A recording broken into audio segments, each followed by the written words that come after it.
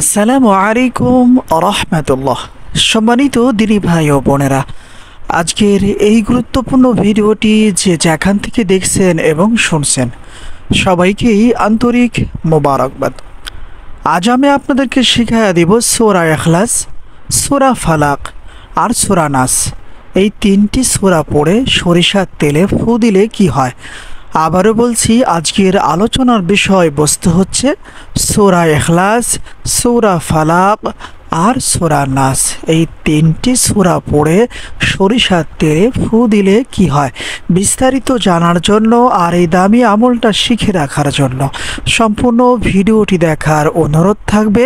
আর প্রতিদিন ইসলামিক নতুন নতুন ভিডিও সবার আগে দেখতে, আপনার পর্যন্ত পৌঁছাতে আমাদের এই ছোট্ট চ্যানেলটি সাবস্ক্রাইব করার অনুরোধ থাকবে।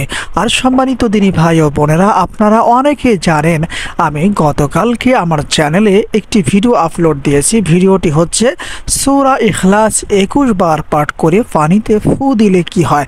সেই ভিডিওটি যারা দেখেছেন তারা অবশ্যই আজকের ভিডিওটি সম্পূর্ণ দেখবেন আর চেষ্টা করবেন এই দুইটি আমল একই সঙ্গে করার জন্য। আপনারা যদি সঠিকভাবে দুইটি আমল একই সঙ্গে করতে পারেন, আমি দৃঢ় আশাবাদী আল্লাহ সুবহানাহু ওয়া তাআলা আপনাদের সকল সমস্যার সমাধান করে দিবেন ইনশাআল্লাহ। এজন্য সম্মানিত দিনী ভাই ও বোনেরা, যারা এই আমলটা করতে চান অথবা এই আমলটার মাধ্যমে চিকিৎসা করতে চান, তারা অবশ্যই ভিডিওতে একটি লাইক দিবেন আর একটি কমেন্টস করে অনুমতি নিয়ে এই দুইটি আমল একই সঙ্গে করার চেষ্টা করবেন। সম্মানিত দিনী ভাই ও বোনেরা, এই আমলটা কখন কিভাবে করবেন অথবা এই আমলটা করার জন্য আমাদের কি কি জিনিসের প্রয়োজন হতে পারে। এই আমলটা করার জন্য সর্বপ্রথমে আমাদেরকে দোকান থেকে ছোট সাইজের একটা সরিষার তেল ক্রয় করে আনতে হবে। এরপরে কোনো একদিন ফজরের নামাজের পরে এই আমলটা করে নিতে হবে। ধরে নিন আমি দোকান থেকে এক বোতল সরিষার তেল ক্রয় করে আনছি। এখন হয়তোবা অনেক ভাই বোন বলতে পারেন যে হুজুর, আপনার হাতে তো সরিষার তেলের বোতল নাই।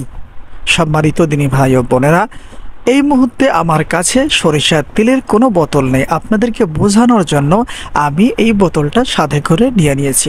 আপনারা অবশ্যই আমার দেখানো পদ্ধতিতে হুবহু আমলটা করার চেষ্টা করবেন। ধরে নিন আমি ফজরের নামাজ আদায় করে জায়নামাজের পাটিতে বসে আছি, হাতে সরিষার তেলের বোতলটাও নিয়ে নিয়েছি, বোতলের মুখটিটাও খুলে নিয়েছি। এখন সর্বপ্রথমে আমাদের কাজ হচ্ছে 3 বার ইস্তিগফার পাঠ করে নেওয়া, যেমন আস্তাগফিরুল্লাহ, আস্তাগফিরুল্লাহ, আস্তাগফিরুল্লাহ। এরপরে আমাদের কাজ হচ্ছে যে কোনো দুরূদ শরীফ পাঠ করতে হবে 3 বার, যেমন সাল্লাল্লাহু আলাইহি ওয়াসাল্লাম, সাল্লাল্লাহু আলাইহি ওয়াসাল্লাম, সাল্লাল্লাহু আলাইহি ওয়াসাল্লাম। তবে পরামর্শ থাকবে যারা দুরুদে ইব্রাহিম পারেন অথবা মুখস্থ আছে, তারা অবশ্যই 3 বার দুরুদে ইব্রাহিমটা পড়ে নেওয়ার চেষ্টা করবেন। সম্মানিত দিনী ভাই ও বোনেরা, এখানে মজার বিষয় হচ্ছে 3 বার ইস্তিগফার পাঠ করে সরিষার তেলে কোনো ফু দেওয়া যাবে না। 3 বার দুরূদ শরীফ পাঠ করে সরিষার তেলে কোনো ফু দেওয়া যাবে না। এটা আপনাদের অবশ্যই খেয়াল রাখতে হবে। এরপরে আমাদের কাজ হচ্ছে বিসমিল্লাহ সহ সূরা ইখলাস পাঠ করতে হবে, যেমন বিসমিল্লাহির রহমানির রহিম, কুল হুয়াল্লাহু আহাদ, আল্লাহুস সামাদ, লাম ইয়ালিদ ওয়া লাম ইউলাদ ওয়া লাম ইয়াকুল লাহু কুফুয়ান আহাদ। যখন বিসমিল্লাহ সহ সূরা ইখলাস একবার পড়া হয়ে যাবে, এখন আমাদের কাজ হচ্ছে তেলের বোতলে একটি ফু বা দম করা, যেমন। এরপরে আবার বিসমিল্লাহ সহ আপনাকে সূরা ইখলাস পড়তে হবে, আরও একটি ফু বা দম করতে হবে। এই নিয়মে আপনাকে বিসমিল্লাহ সহ সূরা ইখলাস 11 বার পাঠ করতে হবে আর সরিষার তেলে 11টি ফু অথবা দম করতে হবে। আবারও বলছি, বিসমিল্লাহ সহ সূরা ইখলাস 11 বার পাঠ করবেন আর সরিষার তেলে 11টি ফু অথবা দম করবেন।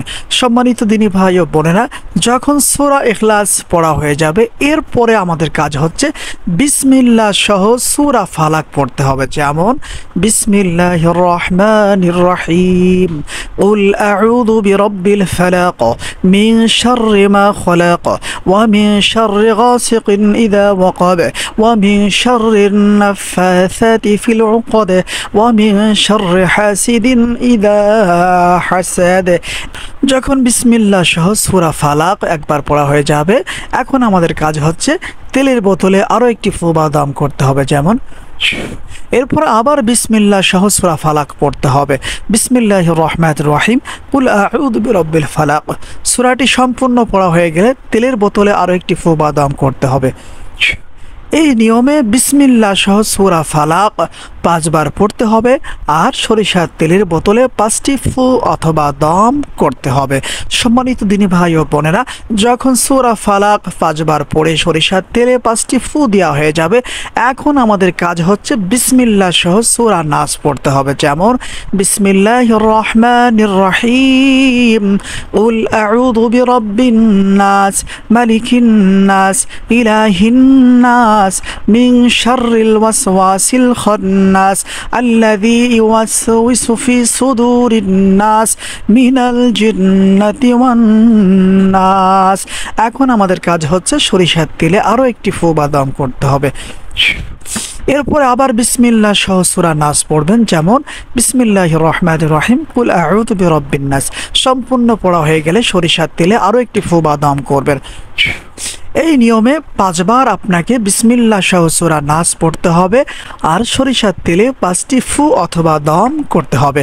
সম্মানিত দিনী ভাই ও বোনেরা, যখন 5 বার বিসমিল্লাহ সহ সূরা নাস পড়ে সরিষার তেলে 5টি ফু দেওয়া হয়ে যাবে, এখন আমাদের কাজ হচ্ছে 2 বার দুরুদে ইব্রাহিম পাঠ করে নেওয়া।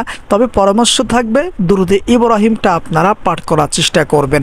আর যদি দুরুদে ইব্রাহিম জানা না থাকে, আপনাদের যেই দুরূদ শরীফ মুখস্থ আছে সেই দুরূদ শরীফটা 2 বার পাঠ করে নেবেন। সম্মানিত দিনী ভাই ও বোনেরা, দুরূদ শরীফ 2 বার পাঠ করা হয়ে গেলে সরিষার তেলে 2টি ফু অথবা দম করতে হবে, যেমন সাল্লাল্লাহু আলাইহি ওয়াসাল্লাম, সাল্লাল্লাহু আলাইহি ওয়াসাল্লাম। সম্মানিত দিনী ভাই ও বোনেরা, মোট 23টি ফু দিয়ে আপনাদেরকে 1 বোতল সরিষার তেল পড়ে নিতে হবে। আবারও বলছি, সূরা ইখলাস 11 বার পড়ে 11 ফু, সূরা ফালাক 5 বার পড়ে 5 ফু, সূরা নাস 5 বার পড়ে 5 ফু, দুরুদে ইব্রাহিম অথবা অন্য কোনো দুরূদ শরীফ 2 বার পড়ে 2 ফু। মোট 23টি ফু দিয়ে 1 বোতল সরিষার তেল পড়ে নেবেন। ধরে নিন আপনারা আমার দেখানো পদ্ধতিতে এই 3টি সূরার মাধ্যমে 1 বোতল সরিষার তেল পড়ে নিয়েছেন। এখন আপনারা এই তেলটা কিভাবে ব্যবহার করবেন, কোন কাজে ব্যবহার করবেন, অথবা এই আমলের বদলতে আমরা কি কি উপকার পেতে পারি। সম্মানিত দিনী ভাই ও বোনেরা, গতকালকের ভিডিওটি যারা দেখেছেন, সূরা ইখলাস 21 বার পাঠ করে পানিতে ফু দিলে কি হয়, ওই আমল আর হচ্ছে আজকের এই আমলটা, এই 2টি আমল একই সঙ্গে করবেন। বিশেষ করে যদি কখনো আপনাদেরকে কেউ জাদু টোনা কালিশ সাধন কুফরি কালাম করে নষ্ট করে থাকে, আপনারা এই 2টি আমল সঠিকভাবে করার চেষ্টা করবেন। আশা করি ইনশাআল্লাহ আপনারা যদি সঠিকভাবে এই 2টি আমল করতে পারেন, যত কঠিন জাদু টোনা কালিশ সাধন পরিকালাম করা হোক না কেন, আল্লাহ সুবহানাহু ওয়া তাআলা এই 2টি সূরার বরকতে আপনাদেরকে কঠিন জাদু টুনা কুফরি কালাম থেকে মুক্তিদান করবেন ইনশাআল্লাহ।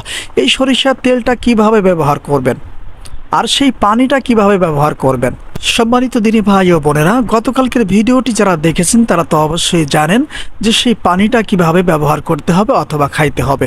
আর আজ আমরা যে সরিষার তেলটা পড়া শিখে নিলাম, এই তেলটা আমরা কিভাবে ব্যবহার করব। গোসলের পরে পুরো শরীরে এই তেলটা ব্যবহার করতে হবে। আবার বলছি, গোসলের পরে পুরো শরীরে এই তেলটা ব্যবহার করতে হবে, শরীরের কোথাও যেন বাদ না থাকে।